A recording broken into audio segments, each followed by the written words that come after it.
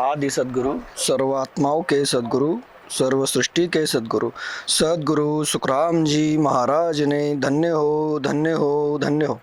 सत्स्वरूपी संत राधा किशन जी साहेब ने धन्य हो धन्य हो धन्य हो।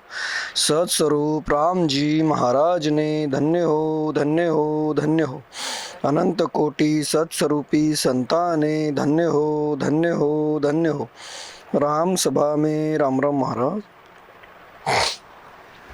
आज हम आदि सद्गुरु सुखराम जी महाराज मोख भजन बिन नाही रे इस पद में किस तरह से ज्ञान फरमाते देखेंगे। इस पद में आदि सद्गुरु सुखराम जी महाराज जगत के सभी जो ज्ञानी ध्यानी है, नर नारी है, जो ऐसा समझते हैं कि तीरथ जा करके या फिर कुछ ऐसे जो स्वभाव है, जो लक्षण है, स्वभाव लक्षण जो आमतौर पर इस मनुष्य तन में पाए नहीं जाते, जो एक साधारण व्यक्ति को उस स्वभाव को, उस लक्षण को अपनाने में तकलीफ पड़ती, तो उन लक्षणों में, उन स्वभावों में वो साहेब को खोजते हैं। तो आदि सद्गुरु सुखराम जी महाराज उन सभी को ये समझाना चाहते कि आप कोई एक पर्टिकुलर एक स्वभाव, एक लक्षण उसको पकड़ के बैठोगे और समझोगे कि मैंने यह लक्षण को धारण किया, ये लक्षण मैंने अपने अंदर उतारा, तो मेरा परम मोक्ष, मेरा मोक्ष हो जाएगा। तो आदि सद्गुरु सुखराम जी महाराज कहते हैं यह आपका भ्रम है, क्योंकि परम मोक्ष में आप जाओगे नहीं। क्यों?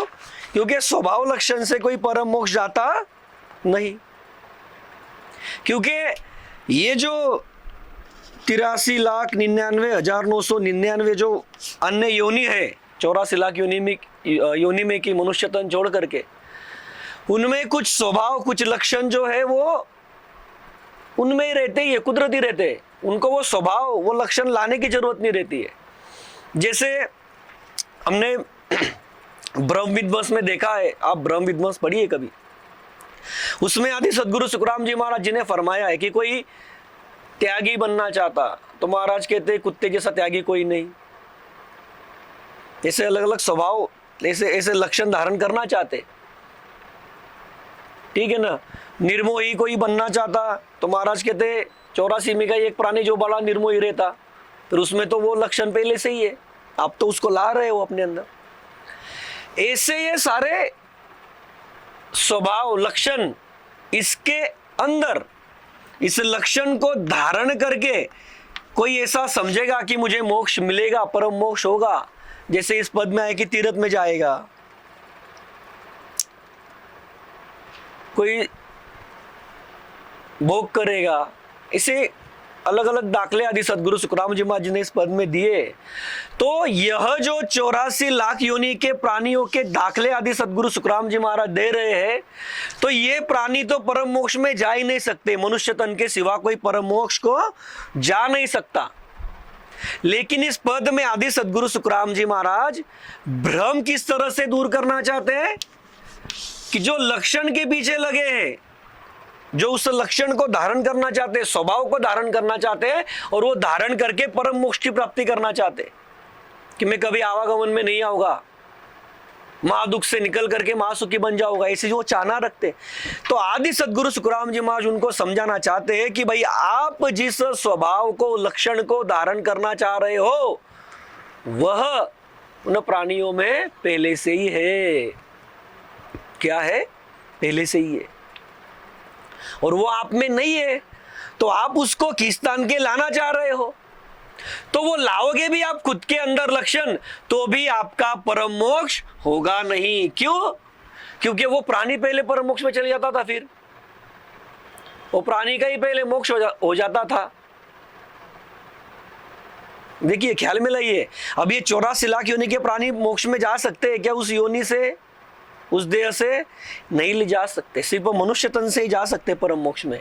तो इस मनुष्य तन में जितने भी नर नारी है जो भ्रम में पड़े हुए हैं, भूले हुए हैं इन स्वभाव लक्षण के अंदर, उनको आदि सद्गुरु सुखराम जी महाराज समझ देते हुए समझाना चाहते। इस पद में आदि सद्गुरु सुखराम जी महाराज क्या दे रहे समझ, कि आप स्वभाव लक्षण में अटको मत, आप राम नाम का सुमिरन करो। राम नाम का सुमिरन किस किसने किया, फिर वो भी इस पद में आदि सद्गुरु सुखराम जी महाराज ने फरमाया है। फिर संतों ने दाखले दिए हैं, जिन जिन संतों ने इस त्रिगुणी माया की विधि करके देखा उसमें उनको साहेब मिला नहीं, फिर उन्होंने क्या किया, तो राम नाम को धारण किया। फिर वो संत भी बता करके गए कि परम मोक्ष में जाने के लिए राम नाम ही सत्य है, अन्य नाम जो है उससे परम मोक्ष होता नहीं, अन्य भक्तियों से परम मोक्ष होता नहीं। तो इस पद में फिर महाराज किस तरह से ज्ञान फरमा रहे हैं वो हम देखते, किस तरह से महाराज इस पद में ज्ञान फरमाते। इस पद में महाराज समझ देते हुए समझा रहे, भ्रम दूर कर रहे।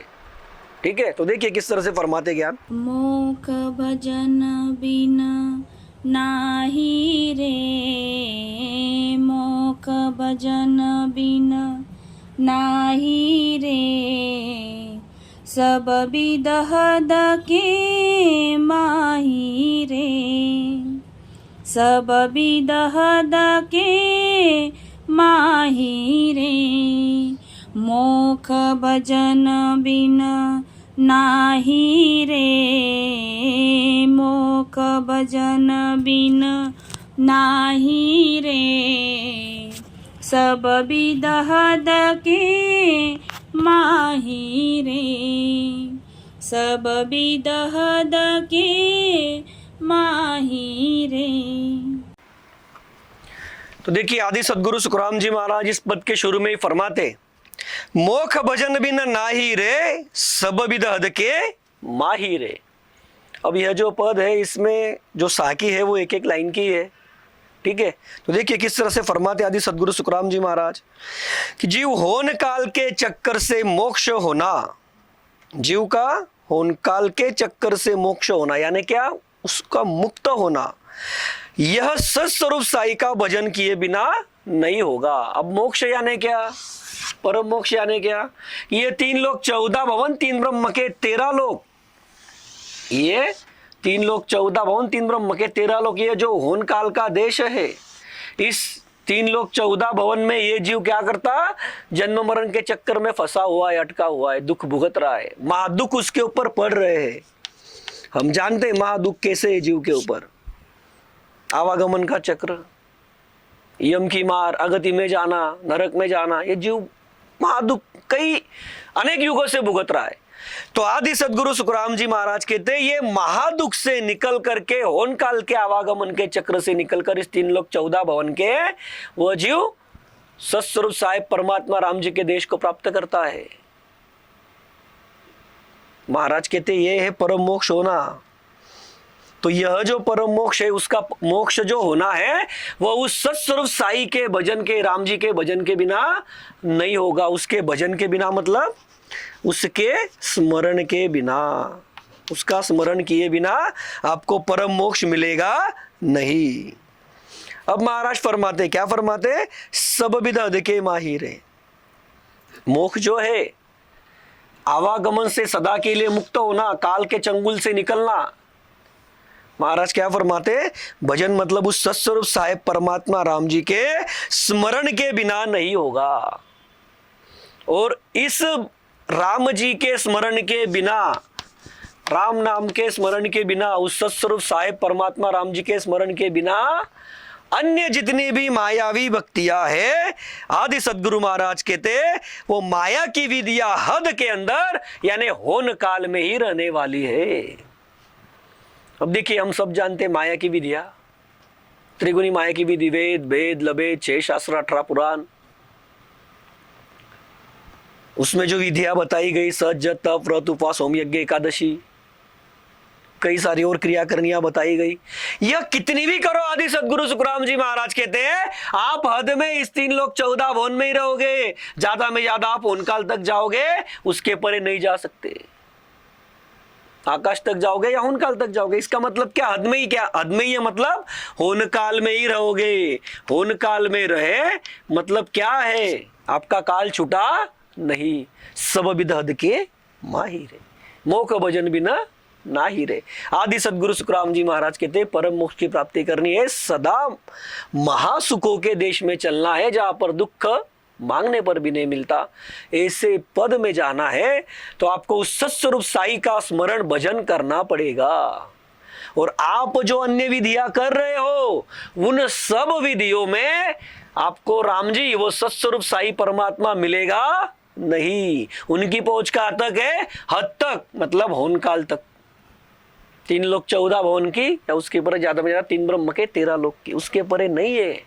तो इसीलिए महाराज कहते डंके की चोट पर कि ये सभी भी माया की विधियां हद के अंदर यानी होन काल में ही रहने वाली है। फिर ये कैसे रहने वाली है? फिर ये होन काल में ही रह करके ऐसा समझते कई जगत के ज्ञानी ध्यानी नर नारी कि हम महासुख के देश को प्राप्त कर लेंगे, तो उनका भ्रम आदि सदगुरु सुखराम जी महाराज अगले कुछ दाखलों में इस पद में समझाते कि ये कैसे भ्रम में है करके। वो क्या करते, वह स्वभाव वो लक्षण धारण करके ऐसा समझते कि हमको वो परमात्मा राम जी मिल जाएगा, हम माँ दुख से निकल जाएंगे, महासुखी हो जाएंगे। तो उनका भ्रम किस तरह से आदि सदगुरु सुखराम जी महाराज दूर करते, तो अभी हम देखिए अगली साखी में किस तरह से फरमाते महाराज। नाया धोया मोख मिली जे, नाया धोया मोख मिली जे, तो मींडक मींचा जाई रे, तो मींडक मींचा जाई रे। मोख भजन बिन नाही रे, मोख भजन बिन नाही रे।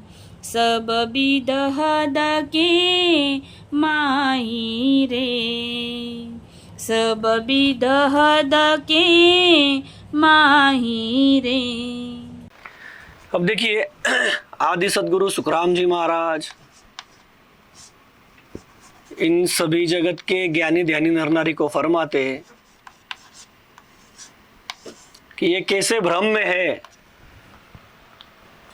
वो फरमाते महाराज कि नहाया धोया मोख मिली जे, तो मिंडक मिंचा जाई रे। आदि सदगुरु सुखराम जी महाराज फरमाते कि सभी तीर्थ में शरीर को नहलाने धुलाने से जीव का मोक्ष होता, तो उस नदियों में रहने वाले सभी मेंढक और मछलियों के जीव अभी तक मोक्ष में चले गए होते। अब देखिए आदि सदगुरु सुखराम जी महाराज क्या फरमाते कि कोई तीर्थ में जाता, तीर्थ स्नान करता और समझता बस मेरा तो हो गया, मेरा तो हो गया। देखिए तीर्थ में जाता, तीर्थ में जाते हुए कितनी तकलीफ पड़ती, कितना कष्ट पड़ता, बहुत पड़ता, बराबर है ना। चलो ठीक है, तीर्थ में गया, वो बातें हम साइड में कर देते कि तकलीफ पड़ती वगैरह वगैरह बातें जाने दो।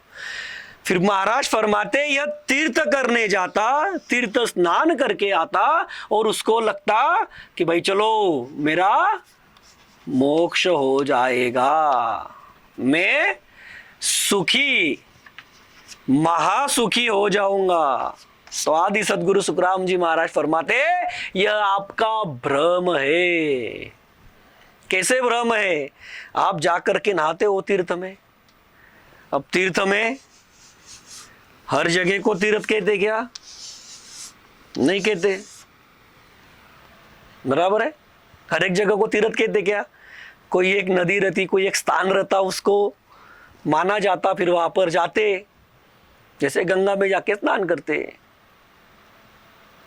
और बोलते जगत में कई सारे, सब तीर्थ कई बार गंगा सागर एक बार, बोलते ऐसा जगत में कई जाते करते, बराबर। तो अब मानो वहां पर तीर्थ में स्नान करके आ गए, तो उस तीर्थ में जहां पर आप स्नान करने गए हो, तो उस जगह पर, उस नदी में, उस जल में, उस तीर्थ क्षेत्र पर, उस पानी के अंदर कितनी मछलियां और कितने मेंढक है? अनेकों है। कितने हैं? वो तो पानी में ही रहते हैं, आप तो भी क्या करते, आपके घर से निकलते, जितना भी दूर रहेंगे आप उतना, कोई 100 किलोमीटर, 200 किलोमीटर, 400 किलोमीटर, 600, कोई 800, कोई 1000, कोई 2000 किलोमीटर दूर से जाता है, वहां पर बड़े भाव श्रद्धा से स्नान करता है और समझता है बस मेरा काम हो गया। अब ऐसा हो गया क्या काम इसका? महाराज कहते तुम्हारा ये क्या है?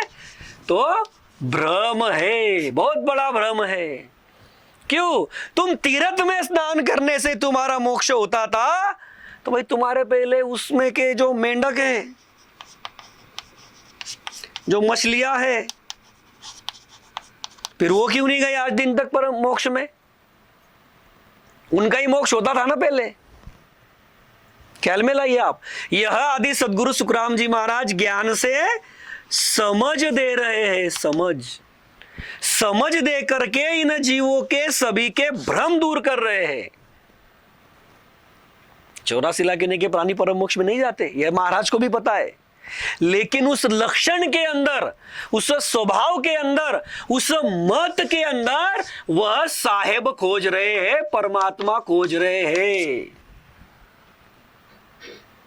जबकि इस मनुष्य तन में यदि वो उस सत्स्वरूप साई का, उस राम जी का भजन कर ले तो परमात्मा उसको घट में ही मिल जाएगा, घर बैठे ही मिल जाएगा, उसको बाहर कहीं जाने की जरूरत नहीं है। इससे भ्रम आदि सदगुरु सुखराम जी महाराज यहाँ पर दूर कर रहे कि ना याद हो या मोख मिली जे तो मिंडक मिंचा जाहिर है। तीर्थ में जाने से, स्नान करने से मोक्ष होता तो भाई ये तो कब से चले गए होते, रहे होते क्या अभी तक यहां पर? नहीं रहे होते।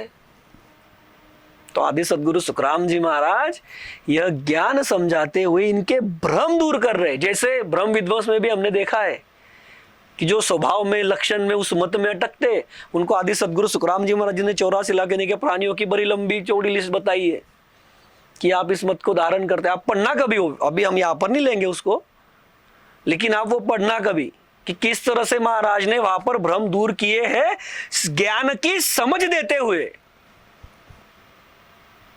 इसलिए महाराज कहते कि तीर्थ जाने से कुछ होगा नहीं, मोख भजन बिना ना ही रे, सब विदद के माही रे। तुम्हारा ये तीर्थ में जाना, स्नान करना, ये क्या है? 3 लोक 14 भवन तक की पहुंच का काम है। आपको इसका फल मिलेगा, लेकिन परम मोक्ष का अमर फल नहीं मिलेगा। परम मोक्ष का अमर फल प्राप्त करना है तो इस मनुष्य तन में आपको उस सत्स्वरूप साई का, उस राम जी का स्मरण करना पड़ेगा।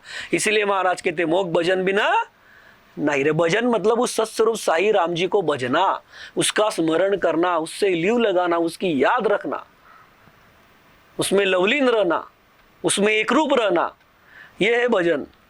ये क्या करते? बाहर घूमते। तो संतों ने तो कहा है घट घट मेरा साई या सुना घट नहीं कोई, बलिहारी व घट की जा घट प्रगट होए। फिर ये बाहर घूमने से प्रकट हो रहा है क्या? तो महाराज कहते नहीं, तुम तुम्हारे ही घट में देखो, ऐसे संत सदगुरु खोजो जो आपको आपके घट में ही वो सत्स्वरूप साहेब परमात्मा राम जी प्रकट करा दे। और वो कौन है? तो आदि सदगुरु, सर्वात्माओं के सदगुरु, सर्व सृष्टि के सदगुरु, सदगुरु सुखराम जी महाराज इसीलिए यहां पर समझा रहे कि भाई नहाने धोने से परम मोक्ष होगा नहीं, उस सत्स्वरूप साई के, उस राम जी के स्मरण के बिना आज दिन तक परम मोक्ष इसका हुआ नहीं, अभी भी होगा नहीं। तो आपके ये भ्रम दूर करते हुए राम जी का स्मरण करो। तो देखिए अगली साखी में किस तरह से फरमाते फिर आदि सदगुरु महाराज। अब देखिए इस साखी में जो बताया महाराज ने कि ये तीर्थ में जाते, स्नान करते, तो आज दिन तक उनमें से किसी का परम मोक्ष हुआ नहीं है। बराबर जो देखा अभी हमने थोड़ी देर पहले कि मेंढक और मछलियां चली जाती थी परम मोक्ष में। अब शरीर का स्नान वहां पर करने से, तीर्थ क्षेत्र में जाके उस जल में स्नान करने से परम मोक्ष तो होता नहीं, बराबर, नहाने धोने से। लेकिन उस जीव के कर्म बढ़ते, परम मोक्ष नहीं होता। लेकिन कर्म बढ़ते यानी कैसे कर्म बढ़ते? शुभ भी बढ़ते और अशुभ भी बढ़ते, दोनों तरह के कर्म बढ़ते। आप वहां पर जाते हो, आपके घर से इतना लंबा दूर रहेगा तो दूर, पास में रहेगा तो पास में, वहां पर जाते, स्नान करते, वहां के जीवों को तकलीफ होती वगैरह वगैरह सब बातें बढ़ती। तो उसमें क्या होता है जीव के? मोक्ष तो होता नहीं, उल्टा उसके कर्म बढ़ जाते। इसलिए महाराज क्या फरमाते? परम मोक्ष चाहिए ना, मोक्ष चाहिए ना, तो भजन कीजिए, राम जी का स्मरण कीजिए, उसकी याद कीजिए। तो देखिए फिर अगली साखी में किस तरह से फरमाते आदि सदगुरु महाराज। सरबंग होया परम पद पावे, सरबंग होया परम पद पावे, तो सासी सब संग खाई रे, तो सासी सब संग खाई रे। मोख भजन बिन नाही रे, मोख भजन बिन नाही रे। सब विदहद के माही रे, सब विदहद के माही रे। अब देखिए आदि सदगुरु सुखराम जी महाराज आगे फरमाते कि सरभंग हो या परम पद पावे, तो सासी सब संग खाई रे। अब आदि सदगुरु सुखराम जी महाराज फरमाते हैं सरभंग, सरभंग यानी कुंडापंथी। अब ये कुंडापंथी जो रहते, यह उच्च नीच का कोई उच्च कर्मी नीच कर्मी का जो कोई भाव है वो नहीं रखते, सभी के साथ भेदभाव न रखते हुए खाते पीते, मतलब सभी क्रियाएं वो एक दूसरे के साथ करते। तो आदि सदगुरु सुखराम जी महाराज कहते सरभंग यानी कुंडापंथी होने से, यानी उच्च कर्मी जीव नीच कर्मी जीव के साथ कोई भेदभाव न रखते हुए खाते पीते, इस विधि से अगर जीव का मोक्ष होता तो सासी जात के सभी लोग आज दिन तक काल से छूटकर मोक्ष में गए होते। अब देखिए आदि सदगुरु सुखराम जी महाराज फरमाते कि अब ऐसे कई जगत में यह नर नारी है जो ऐसा समझते, ऐसे है कुछ समझ वाले, हम नाम नहीं लेते, लेकिन एक होके गए पहले, उनके आश्रम में उनके यहाँ पर सब ये बातें चलती थी, सभी एक दूसरे के साथ खाते पीते, सभी क्रियाएं करते एक जगह पर बैठ करके, उनको ऐसा लगता है कि इसी से मोक्ष मिलेगा करके। ठीक है ना, मतलब कुछ ऐसे भी है, ये तो है ही यहाँ पर जो बताया हुआ, लेकिन ऐसे कुछ जगत में है भी कि भोग में से वो मिलेगा करके साहेब। तो महाराज कहते ये सारा भ्रम है तुम्हारा। क्या है? यह आपका भ्रम है। आप ये सभी खाने पीने की, सभी साथ में रहने की विधि करोगे एक दूसरे के साथ में, उच्च नीच का, उच्च कर्मी नीच कर्मी का कोई भाव नहीं रहेगा, सभी क्रियाएं करोगे साथ में, खाओगे पियोगे साथ में।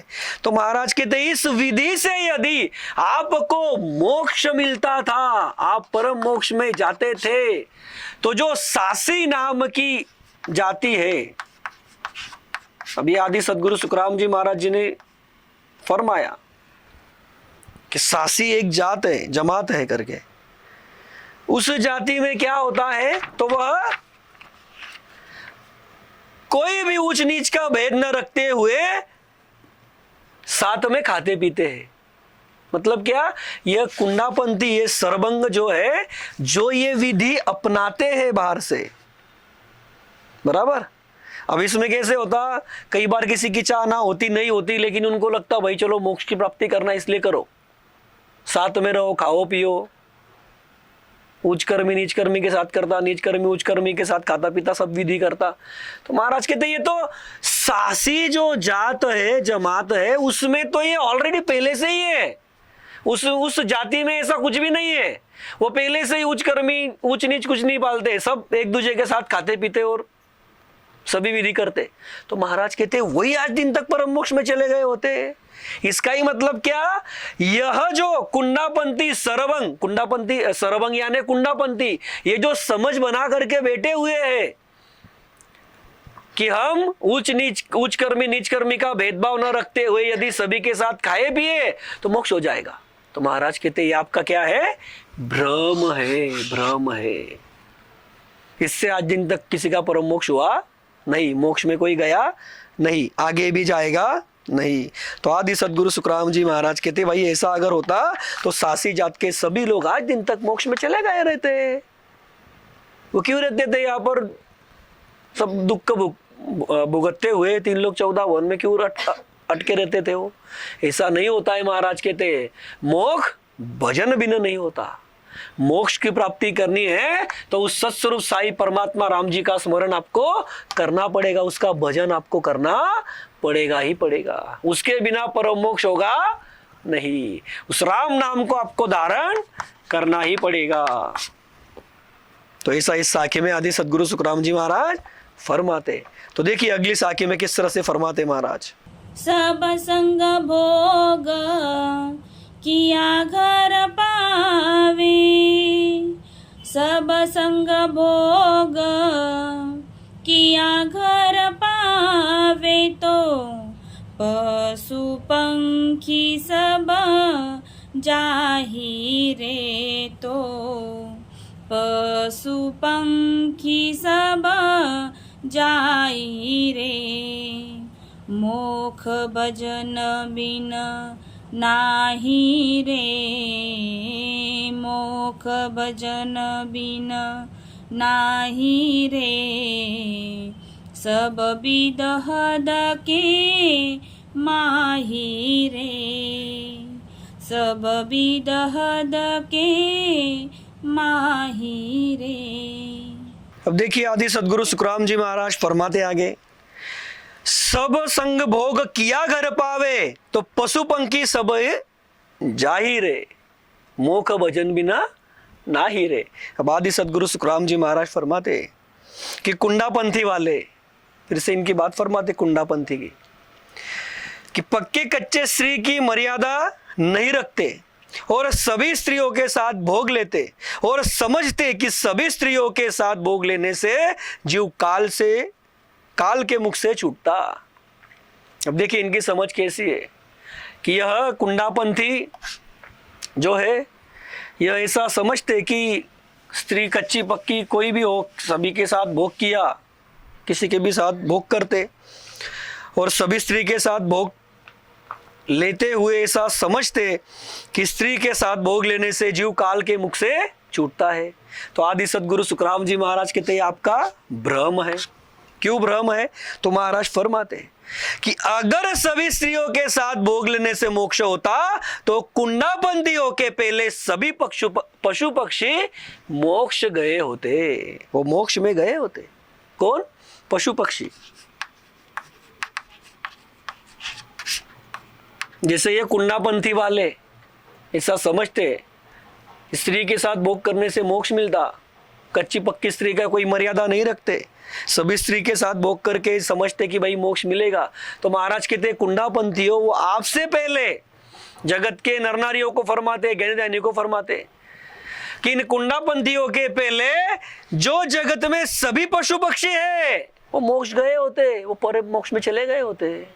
क्योंकि पशु पक्षी में कोई ऐसी मर्यादा रहती क्या? कच्ची पक्के की नहीं रहती। वो किसी के भी साथ भोग विषय लेते। पशु पक्षी को कुछ समझ रहती क्या? नहीं रहती। तो आदि सदगुरु सुखराम जी महाराज कहते कि ये भ्रम आपका दूर कर दो। ये कुंडापंथियों को समझाते, सारे जगत के ज्ञानी ध्यानी को समझाते, आदि सदगुरु महाराज नरनारी को समझाते कि इस ऐसा भोग लेने से परम मोक्ष नहीं होगा। पशु पक्षी परम मोक्ष में चले गए होते भाई अब तो। क्यों? क्योंकि वो लक्षण, वो मत आपने धारण करके रखी है। इन्होंने क्या लक्षण धारण किया, क्या मत धारण किया कुंडापंथियों ने? कि स्त्री संग करने से परम मोक्ष मिलता, भोग लेने से, उसमें कोई मर्यादा नहीं रखनी चाहिए। तो महाराज कहते भाई पशु पक्षी कहां पर रखते ऐसी कोई मर्यादा? फिर वो मोक्ष में क्यों नहीं गए? समझ देते हुए समझा रहे महाराज, ज्ञान की समझ दे रहे। समझ कैसी दे रहे महाराज? ज्ञान की समझ दे रहे। पशु पक्षी तो परम मोक्ष में नहीं जाते, ये हम जानते। महाराज भी जानते थे, लेकिन समझ बता रहे कि वो लक्षण आप उनका धारण करोगे पशु पक्षी का, वो मत धारण करोगे और उस मत के अनुसार चलोगे तो क्या होगा, तुम तुम्हारा मिला हुआ ये अनमोल ऐसा मनुष्य देह गवा दोगे, व्यर्थ में चले जाएगा और फिर से तुमको 84 लाख योनि में जाना पड़ेगा। इसलिए महाराज फरमाते कि ये सभी बातें छोड़ो और मोक्ष प्राप्ति के लिए उस सत्स्वरूप साई का भजन करो। इसीलिए महाराज क्या कहते हैं, मोख भजन बिना ना ही रे, सब विदद के माही रे। तुम जो ये सब स्त्री संग करने का, स्त्री का भोग लेने की जो बात कर रहे हो, ये सब हद में रहने की बातें है। क्या 3 लोग 14 भवन में ही रह जाओगे, होन काल में ही रह जाओगे, महाराज कहते अनमोल ऐसा मनुष्य देह गवा दोगे। ये बड़े कठिनाई से मिलता है मनुष्य तन, ये सब हम जानते। कितने कठिनाई से मिलता, 84 लाख योनि का दुख भुगतने के बाद मिलता। 83 लाख 99,999 देह भुगत करके मिलता। 43,20,000 साल के बाद मिलता। तो महाराज कहते सोच समझ करके विचार करो। फिर अभी अगली साखे में आदि सदगुरु महाराज समझाते कि ये जो लक्षण, यह मत, यह जो स्वभाव धारण किए हुए नर नारी है जगत में, इनको आदि सदगुरु महाराज फरमा रहे कि आप लक्षण मत में, स्वभाव में मत अटकिए करके। क्यों, तो वो अगली साखी में क्लियर होगा। देखिए किस तरह से फरमाते महाराज। लक्षण मत सु मोक पहुते, लक्षण मत सु मोख पहुते, तो मानव बिन सब जाहि रे, तो मानव बिन सब जाई रे। मोख भजन बिन नाही रे, मोख भजन बिन नाही रे। सब विदहद के माही रे, सब विदहद के माही रे। अब देखिए आदि सदगुरु महाराज फरमाते इनको अभी आगे, ये जो बातें हमने देखी, तीर्थ में जाते, फिर सरभंग होते, भोग लिया स्त्री के साथ तो मोक्ष मिलता है, जो इनके स्वभाव लक्षण है इनके ऊपर फरमाते महाराज। अब ये और ज्यादा समझना है आपको तो आदि सदगुरु सुखराम जी महाराज जी ने लक्षण मत स्वभाव के ऊपर ब्रह्म विध्वंस में बहुत बढ़िया समझाया, और तो वो पढ़िए कभी आप। तो देखिए महाराज यहाँ पर फरमाते कि लक्षण मत सु मोख बहुते, तो मानव बिन सब जाही रे। आदि सदगुरु सुखराम जी महाराज फरमाते कि लक्षण और यह मत रखने से, फरमाते महाराज कि शरीर के कोई भी लक्षण तथा मत धारण करके कोई भी मोक्ष में नहीं जाता, और यदि शरीर के लक्षण और मत धारण करके परम मोक्ष में कोई जा सकता है ऐसा आपको लगता है, तो मानव के बिना, मतलब मनुष्य के बिना 83,99,999 प्रकार के सभी जीव मोक्ष में गए होते, उनका परम मोक्ष हो गया रहता। देखिए समझिए आप बात को किस तरह से फरमाते महाराज कि अगर शरीर लक्षण धारण करके कोई भी मोक्ष जाता था, तो मानव देह छोड़ के, यह मनुष्य तन छोड़ करके 83,99,999 प्रकार के जो सभी जीव है जो इन योनियों में है, वो मोक्ष गए होते। इसका ही मतलब क्या, लक्षण मत से, ये स्वभाव से, वो धारण करने से कोई परम मोक्ष में नहीं जाता। जैसा आपने देखा कि कोई कहता निर्मोही हो जाओ, तो नागिन से बड़ा निर्मोही कोई नहीं होता। त्यागी कुत्ते के समान कोई नहीं होता, उसको रोटी डालो आप 2-3 ज्यादा, वो सिर्फ उसको उतना लगता उतना ही लेगा, वो कहीं झोले में लेके घूमता क्या रोटी। दिया है महाराज ने। तीर्थ में जाने से, नहाने से कोई परम मोक्ष होता था, मोक्ष होता था तो महाराज कहते वो मेंढक मिंचाई जाती थी। इससे ही सभी बातें हैं, कई सारे बातें ऐसी। तो आदि सदगुरु सुखराम जी महाराज यही फरमाते कि ऐसे लक्षण, ऐसे मत आप धारण करोगे तो आपका परम मोक्ष कभी कभी कभी नहीं होगा, क्योंकि लक्षण और मत से उसको धारण करके आज दिन तक कोई परम मोक्ष में गया नहीं। शरीर के कोई भी मत धारण करो आप, कोई भी लक्षण धारण करो, किसी भी स्वभाव खींच खींच के लाओ, परम मोक्ष में नहीं जाओगे आप। क्योंकि यह जो 83,99,999 योनियां है, उसमें से आप कुछ गिनी चुनी अपने आंखों से ही देखते ना। हम कुत्ते का तो दाखला बता दिया आपको, ऐसे कई सारे दाखले हैं। जो लक्षण, जो स्वभाव उनमें पहले ही रहते। अभी कोई कहता उल्टा लटकेंगे पेड़ से, ऐसा तप करेंगे तो मोक्ष में जाएंगे। फिर महाराज कहते वो पक्षी जो है उल्टा चमगादड़, बराबर, वो तो पेड़ को उल्टा ही लटका रहता, वो सीधा कभी रहता ही नहीं। फिर वो परम मोक्ष में क्यों नहीं गया आज तक? देखिए, ख्याल में लाइए आप। चमगादड़ हम देखते हैं पेड़ों के ऊपर लटके हुए रहते, वो कई बार उल्टे लटके हुए रहते। और कोई ऐसे ज्ञानी ध्यानी जगत में रहते, वो कहते कि भाई उल्टा लटक करके तप कर रहा हूं, मोक्ष मिलेगा। तो महाराज कहते ये लक्षण, ये मत धारण करोगे तो मोक्ष होगा नहीं। फिर आदि सदगुरु महाराज इसी के लिए कहते लक्षण मतसु मोख पहुते, तो मानव बिन सब जाई रे। मनुष्य के बिना सभी जाएंगे। कहां पर? परम मोक्ष में। किसके कारण? लक्षण और मत के कारण। कोई मत धारण कर लेते, मैं ऐसा ही करूंगा, उल्टा लटक के ही तब करूंगा, मोक्ष मिलेगा, नहीं मिलेगा। महाराज कहते चमगादड़ जाता था फिर मोक्ष में। अब 84 लाख होने से परम मोक्ष जा नहीं जाता, लेकिन वो स्वभाव लक्षण की बात कर रहे हैं महाराज, जो उनमें उनके देह का ही वो बड़ा गुण है। क्या गुण है उनके देह में? जैसे कुत्ता, वो त्यागी है, उसको सीखने की जरूरत नहीं है त्याग। ख्याल में लाइए आप। चमगादड़ को उल्टा लटकना सीखने की जरूरत है क्या? आप यहां पर बैठ करके उल्टा लटक के देखो, नहीं होगा। अब कोई जगत में ऐसा कोई त्याग करके निकल जाए तो ऐसा होता है क्या? वो कहता ठीक है भाई, सुबह का हो गया, अब शाम में काम में आएगा मुझको। कोई त्यागी भी होगा तो वो त्याग उसको लाना पड़ेगा। तो ये समझिए आप बात, ये ज्ञान आदि सदगुरु महाराज बहुत गहराई से समझा रहे।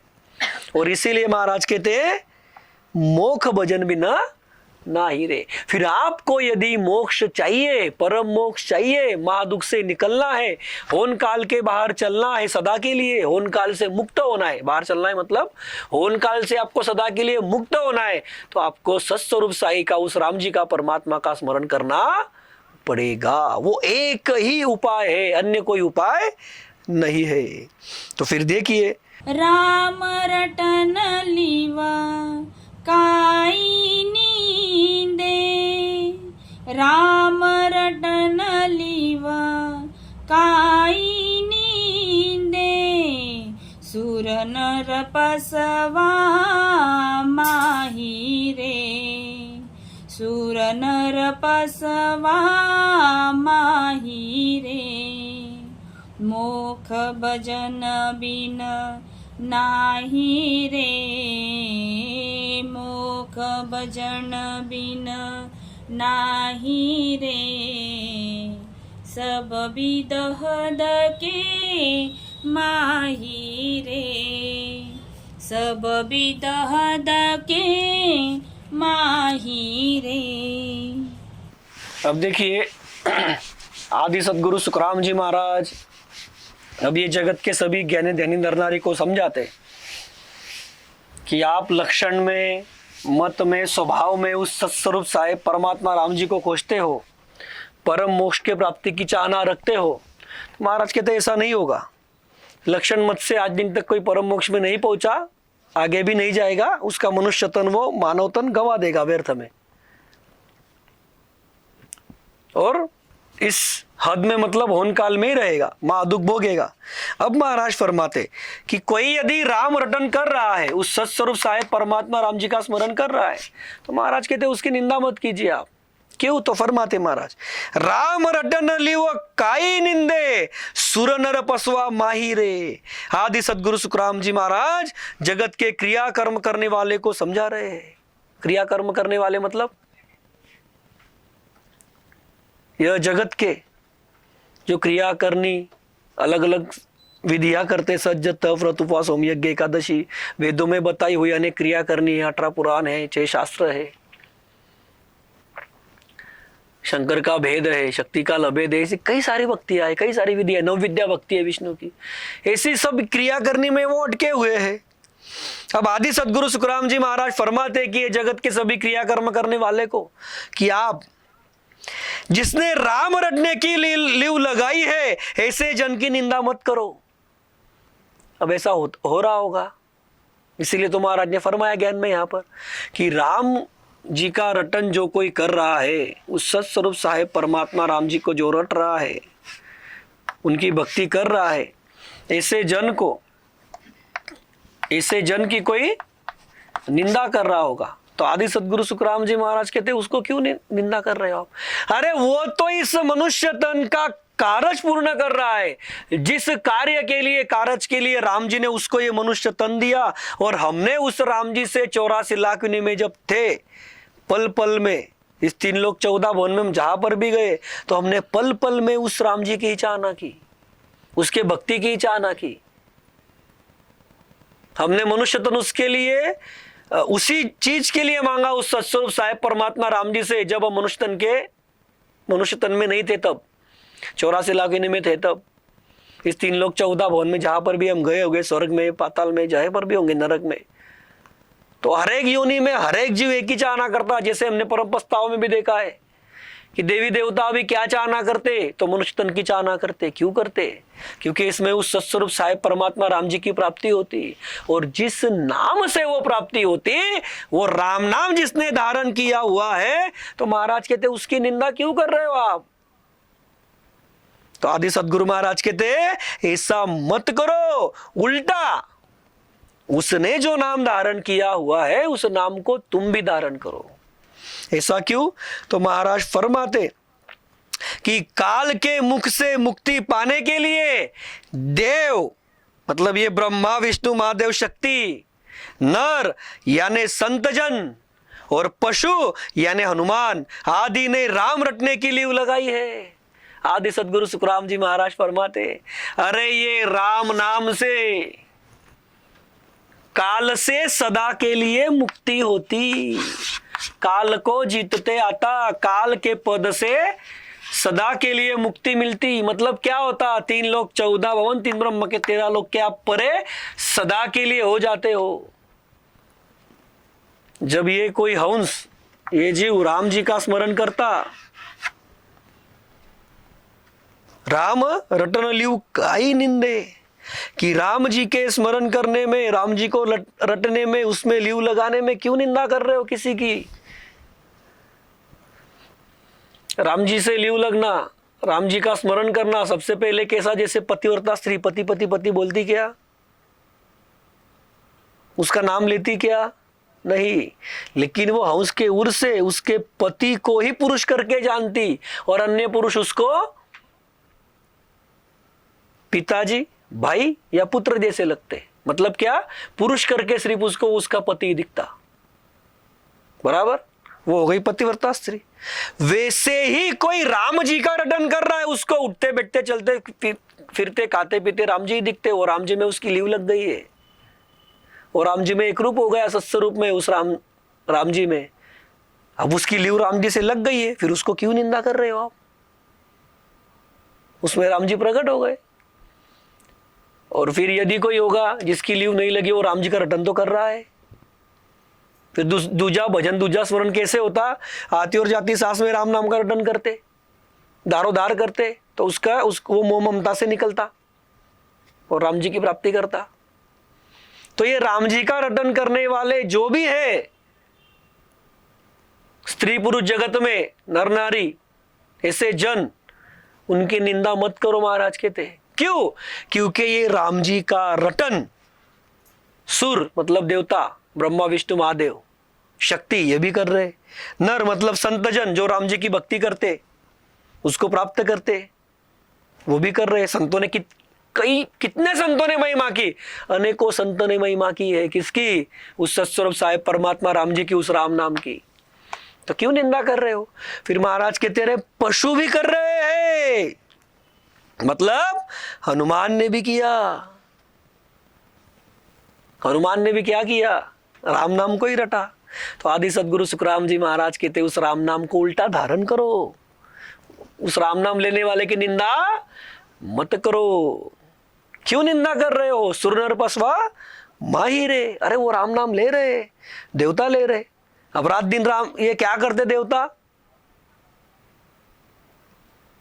शंकर ध्यान लगा के बैठा, विष्णु ध्यान लगा के बैठा, ब्रह्मा ध्यान कर रहा। किसका कर रहे हैं?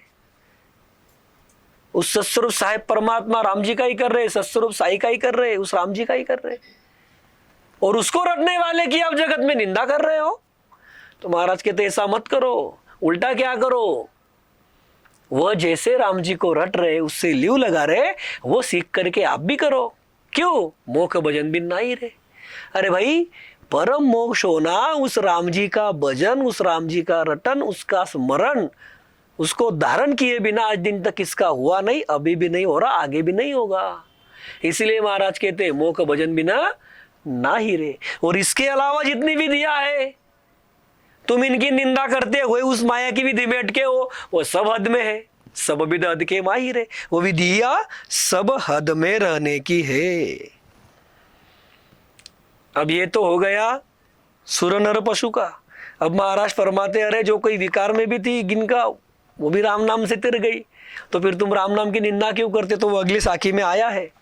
तो देखिए किस तरह से फरमाते आदि सदगुरु सुखराम जी महाराज अगली साखी में। राम नाम सो गिन का तिरगी, राम नाम सो गिन का तिरगी, बीशे बासतन माही रे, बीशे बासतन माही रे। मोख भजन बिन नाही रे, मोख भजन बिन नाही रे, सब विध हद के माही रे, सब विध हद के माही रे। अब देखिए आगे आदि सदगुरु सुखराम जी महाराज फरमाते कि राम नाम सु गिनका तिरगी, विषय वासतन माही रे। अब देखिए समझिए, अब बात को, ज्ञान को समझिए कि यह जगत के ज्ञानी ध्यानी नर नारी यह लक्षण मत धारण करके, कोई एक स्वभाव जो उनमें है नहीं उसको खींच तान के अपने अंदर ला करके ऐसा समझते कि हम मोक्ष को प्राप्त करेंगे। लेकिन आदि सदगुरु सुखराम जी महाराज यहाँ पर दाखला देते हुए समझाते, अब कोई राम नाम धारण किए हुए हंस को, राम जी से लीव लगाए हुए उसकी निंदा भी कर रहा होगा, उनको भी समझाते हैं महाराज कि भाई राम नाम से जिसके शरीर में, जिसके तन में, जिसके अंदर विषय विकार थे, अरे वो भी राम नाम से तिर गई। क्योंकि जो विषय विकार में रहता वो तो दुख में जाता, उसकी अगति होती, लेकिन उसकी गति हो गई। क्यों? तो राम नाम से महाराज फरमाते, दाखला देते कि राम नाम सु गिनका तिरगी, विषय वास्तन माही रे। आदि सदगुरु सुखराम जी महाराज फरमाते कि इस राम नाम के भजन से विषयों से भरी हुई गिनका तिर गई। ऐसा पराक्रमी यह राम नाम है। क्या फरमाते महाराज? अरे ऐसा पराक्रमी यह राम नाम है। कैसा पराक्रमी है कि ये गिनका थी। गिनका क्या करती हम सब जानते, विषय रस में पड़ी हुई रहती, विषय भोग करती। उसने कब पतिव्रत धारण किया, लेकिन फिर भी उसने राम नाम लिया तो वो तर गई। वो कैसे लिया तो वो भी कथा हम सब लोग जानते, उसमें ज्यादा हम नहीं जाएंगे, ठीक है ना। वो सिर्फ उसके अंतिम सांस में राम बोलती, फिर भी उसकी गति हो जाती। तो वही दाखला देते हुए फरमाते महाराज कि राम नाम सु गिनका तिरगी, विषय वास्तन दमाही रे। देखिए उसके तोते को वो जब बोलते रहती, और जब तोता नहीं बोलता है तो वो तोते के पिंजरे में हाथ डालती तो वहां पर सर्प रहता, वो उसको डस लेता। वो कथा उसमें नहीं जाएंगे हम ज्यादा, हम सबको पता है वो। तो उसको राम नाम बोलना उसने सिखाया हुआ रहता, तो ये राम क्यों नहीं बोल रहा है, तो राम बोल बोलते उसको, तो वो राम बोलते हुए उसका प्राण निकलता, तो उसकी गति हो गई। अब इसमें विषय वासना तो थी, विषय मतलब विषय विकार तो उसमें थे, वो विषय से भरी हुई थी, फिर भी उसकी गति हो गई। तो महाराज कहते अरे भाई ये गिनका तिर गई राम नाम से, उसकी गति हो गई। तो फिर यदि तुम समझ बूझ करके उस राम नाम को धारण करोगे, उसको रटोगे, तो तुम्हारा परम मोक्ष नहीं होगा क्या? तो महाराज कहते परम मोक्ष होगा। इसीलिए फरमाते मोक भजन बिना ना ही रे, सब विदहद के माही रे, कि तुम राम नाम की निंदा करते हो, लक्षण मत में अटके हुए रहते हो, स्वभाव धारण करने में अटके हुए रहते हो, वो सब हद में रहने की विधिया है, होन काल में रहने की विधि है। और महाराज कहते मैं जो बताता हूं परम मोक्ष की विधि, और राम नाम का स्मरण वो करोगे तो परम मोक्ष में जाओगे। तो देखिए फिर अगली साखी में किस तरह से फरमाते महाराज। राम बिना कोई मोख न जावे, राम बिना कोई मोख न जावे, तो लचक हाध राई रे, तो लचक हाध राई रे, मोख भजन बिन नाही रे, मोख भजन बिन नाही रे, सब विदहद के माही रे, सब विदहद के माही रे। अब देखिए आदि सदगुरु सुखराम जी महाराज फरमाते राम बिना कोई मोख न जावे, तो लक्ष्य कहा धराई रे। अब आदि सदगुरु सुखराम जी महाराज फरमाते कि हे जगत के ज्ञानी ध्यानियों, आप लक्षण में अटके हुए हो, मत में अटके हुए हो कि ऐसा होगा तो मैं परम मोक्ष में जाऊंगा, मैं ऐसा लक्षण धारण करूंगा तो मेरा मोक्ष हो जाएगा। तो महाराज कहते हैं भ्रम है। क्यों? तो महाराज फरमाते कि राम जी के रटन बिना कोई भी अच्छे लक्षण धारण करने से आज दिन तक मोक्ष में कोई पहुंचा नहीं। देखिए समझिए बात को, ऐसे जगत में जो ये लक्षण धारण करके बैठे हुए नर नारी जगत में है, ज्ञानी ध्यानी जगत में है, उन सभी को आदि सदगुरु सुखराम जी महाराज फरमाते उनके भ्रम दूर करते। यह राम जी के रटन बिना, उस सत्स्वरूप साहेब परमात्मा राम जी के रटन के बिना, महाराज कहते उसका स्मरण किए बिना, उसका भजन किए बिना आज दिन तक कोई भी अच्छे लक्षण धारण करके परम मोक्ष में नहीं पहुंचा। देखिए आदि सदगुरु सुखराम जी महाराज जी ने अनेक जगह पे बताया भी है ज्ञान में, परम विद्वानों से तो बताए, कई सारे पद में भी बताया, ठीक है ना। क्या बताया कि उस सत्य शब्द के बिना परम मोक्ष नहीं होगा, उस कुदरत कला के बिना, उस राम जी के बिना परम मोक्ष नहीं होगा। फिर आप कोई भी लक्षण धारण करो अच्छे से अच्छा, सज तप व्रत उपवास होम यज्ञ एकादशी तीर्थ कुछ भी करो, ये सब लक्षण धारण करना ही है। अब कोई भूखा रहता, अब महाराज ने फरमाया भाई वो ऊंट जो है वो तो महीने महीने कुछ नहीं खाता, आप रह पाओगे क्या ऐसे? तो समझिए आप बात को, फिर उसका मोक्ष क्यों नहीं हुआ? उस लक्षण के ऊपर जाओ, आप उस मत के ऊपर जाओ, उस स्वभाव को समझो।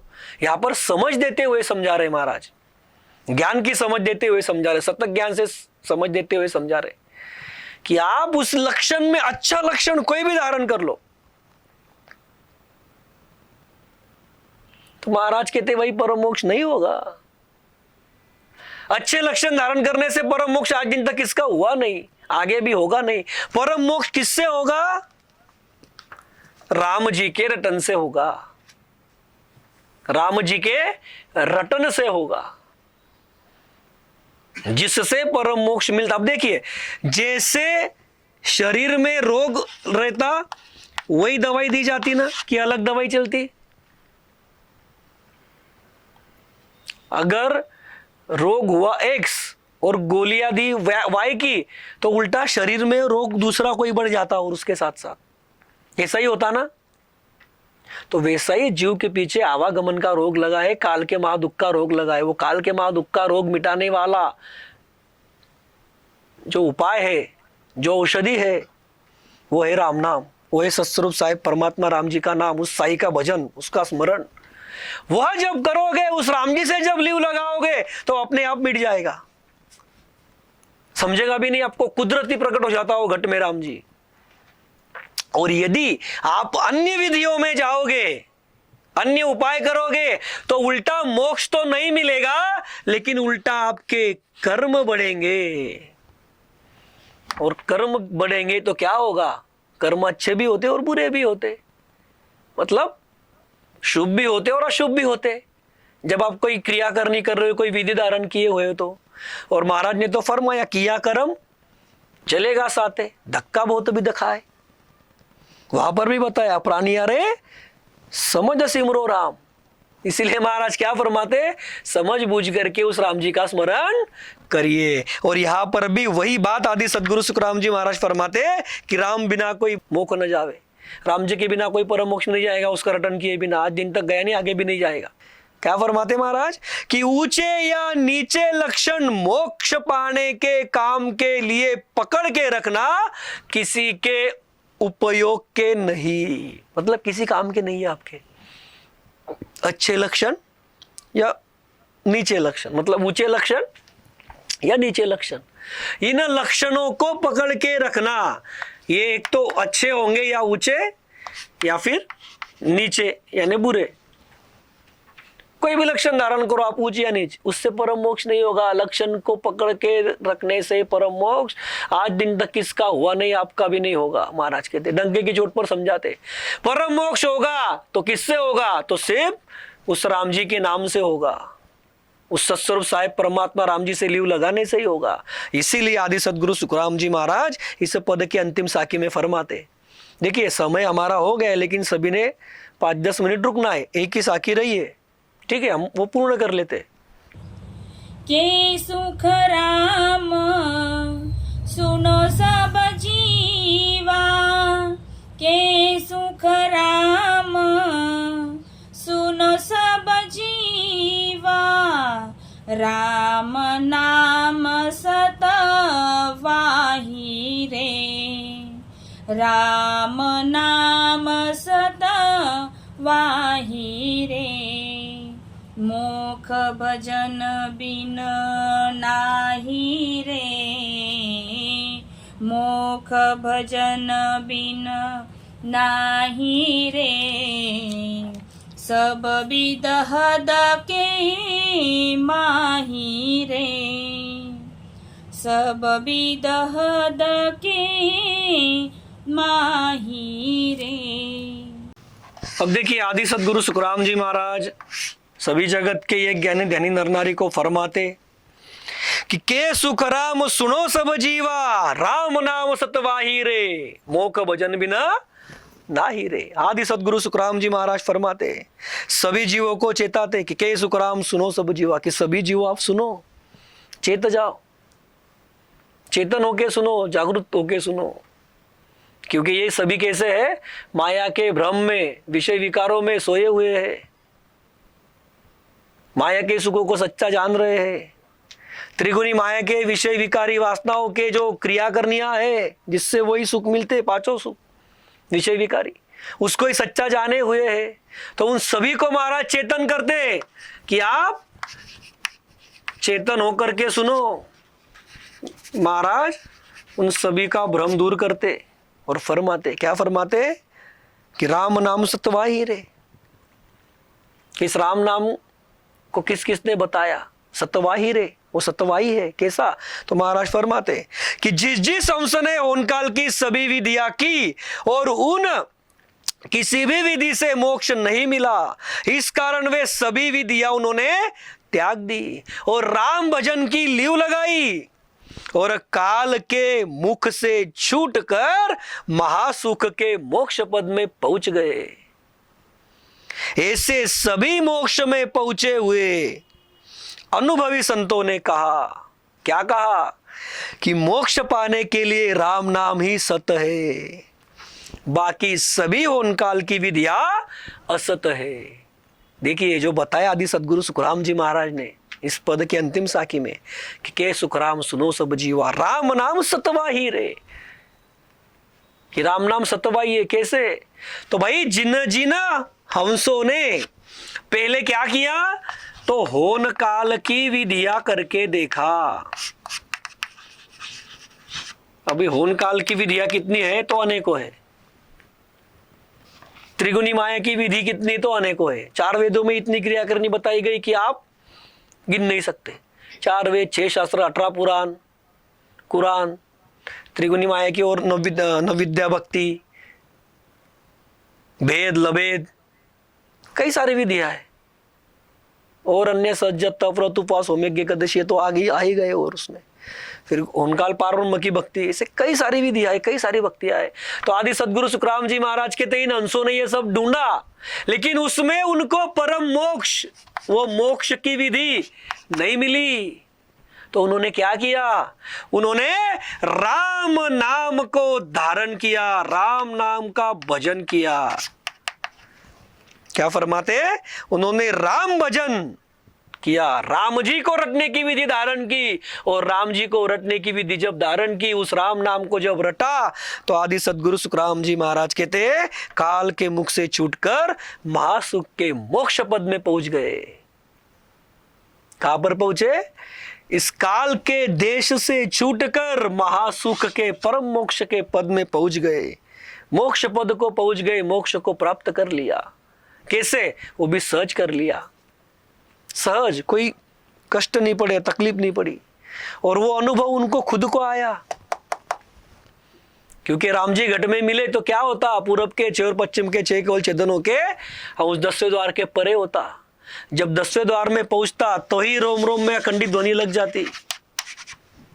10वें द्वार खुला, घट के बाहर भी अखंडित ध्वनि लग जाती। इनको खुद को समझता कि राम जी मेरे घट में ही मुझे मिला। वो सत शब्द, कुदरत कला, नए अंशर, निज नाम, वो कुदरत कला, अखंडित ध्वनि मुझे मिली। उनको ही समझता कि मेरा परम मोक्ष हो गया, दुन लागी धोखा मिटा, महाराज ने ही फरमाया। उनको विश्वास आ जाता।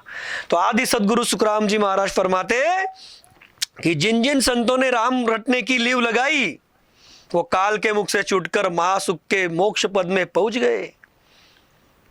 उन्होंने उन काल की विधियां सभी त्याग दी। फिर पहले करके देखी, उसमें तो राम जी मिले नहीं। फिर राम जी जिसमें मिले वो विधि उन्होंने धारण की, उन्होंने वो विधि धारण की, अब वो परम मोक्ष में पहुंचे। ऐसे सभी जो हंस है, जो संत है, मोक्ष में पहुंचे। अभी उन्होंने अनुभव लिया मोक्ष का। तो ऐसे सभी अनुभवी संतों ने कहा कि मोक्ष पाने के लिए राम नाम ही सत है, ये राम नाम ही सत है। और बाकी जो सारी होनकाल की विधियां है वो कैसी है? असत है, यानी झूठ है। राम नाम ही सत है, यानी सच्चा है। इसका ही मतलब आदि सदगुरु सुखराम जी महाराज समझाना क्या चाहते हैं कि ये होन काल की जो सभी विधियां है, जो हद में रखती, यानी होन काल में रखती, वो विधि त्यागो। और राम नाम की सतवाही जिन्होंने की, अनुभवी संतों ने, तो राम नाम को धारण करो।